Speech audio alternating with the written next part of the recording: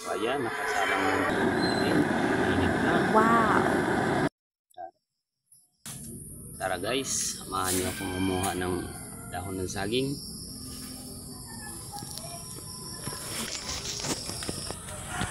Gagawin natin siyang panggato. Gumamit ng papel, posporo. Yan. Dagdagan yung papel.